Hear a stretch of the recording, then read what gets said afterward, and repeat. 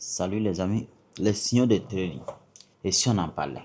Et si on en parlait vraiment au final? Pour ceux qui aiment acheter les signaux de trading. J'ai rien contre les signaux de trading, d'accord? Il faut qu'on soit clair là-dessus. Mais il y a une chose que j'estime qui est très important dans le domaine du trading. Avant de commencer à acheter des signaux, il faut savoir qu'il y a certaines choses qu'il faut d'abord maîtriser. Il ne suffit pas seulement de savoir placer une position, savoir cliquer sur buy ou sell. Il y a beaucoup de choses qu'il faut prendre en compte. Il faut d'abord savoir faire, au moins le minimum, c'est d'avoir fait l'analyse. Parce que quelqu'un peut t'envoyer un signal, d'accord? Un signal de trading.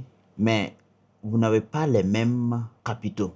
Ça, c'est un. Et de deux, l'effet de levier que la personne va donner, c'est pas sûr que la marge que toi tu vas prendre pourra permettre à ton trade de tirer. De prime abord, pour ceux qui font les publicités sur les réseaux sociaux, pour dire que vous rejoignez les signaux les groupes des canaux de trading, voilà, ils partagent des signaux. La plupart, c'est des arnaques.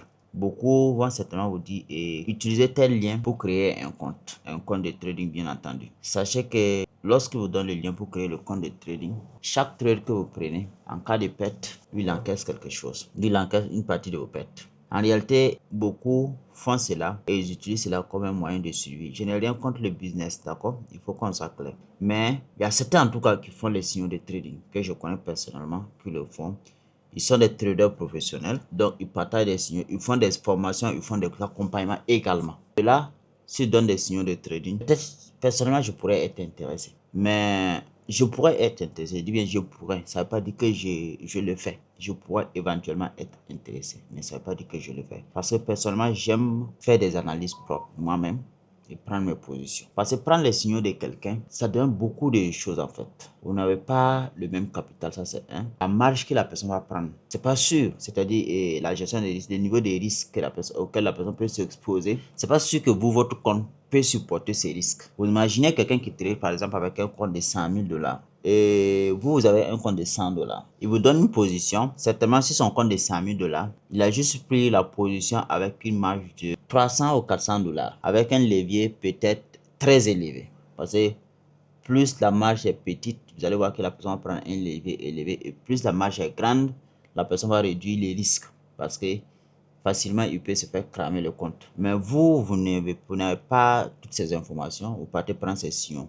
Pendant que vous avez un compte de 100 $, lui va vous dire par exemple, il vous donne le signal et puis vous dit ok, USDT BTC, d'accord, vous rentrez à partir de 75 000 $ en buy, c'est-à-dire en achat, et vous sortez à 76 000 $ comme premier TP, 77 000 $ comme deuxième TP, 75 000 $ ou bien 80 000 $ comme troisième TP. Et il vous donne lui il prend par exemple un levier de 30 et il prend une marge de 100 $.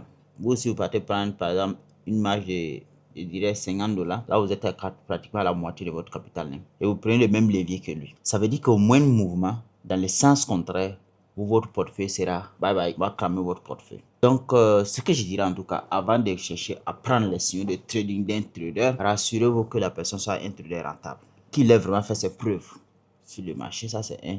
De deux, ne prenez pas tous ces signaux à la baguette. Et ce que beaucoup de gens ne comprennent pas, ils se disent qu'en fait, si le gars donne des signaux de trading, c'est que ça marche absolument à tous les coups. Non, pas parce que c'est les signaux de trading que c'est à tous les coups que ça marche.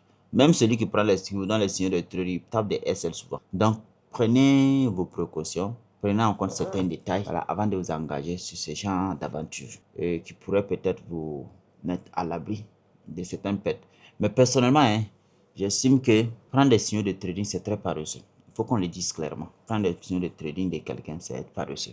Parce qu'au final, vous allez perdre plus d'argent en prenant les signaux de trading qu'en vous formant vous-même et en faisant vos propres analyses. Je ne dis pas qu'en faisant vos propres analyses, vous n'allez pas perdre. Vous allez certainement perdre. Mais en fait, là, vous ne perdez pas, en fait, vous apprenez de l'expérience. Parce que vous avez la possibilité de corriger vos erreurs personnelles et puis ajuster votre façon de trader afin de trouver le bon équilibre qui vous convient. Alors, si vous êtes resté jusqu'à la fin de la vidéo, c'est que vous avez apprécié le contenu. N'hésitez pas à me faire savoir, à me donner votre avis, voilà, sur les signaux de trading. Parce que c'est un sujet vraiment qui fait l'objet de beaucoup de discussions. Les opinions sont partagées, sont divergentes. Donc, j'aimerais savoir quelle est votre opinion par rapport à ce sujet. On se donne rendez-vous pour une prochaine vidéo. Et ciao.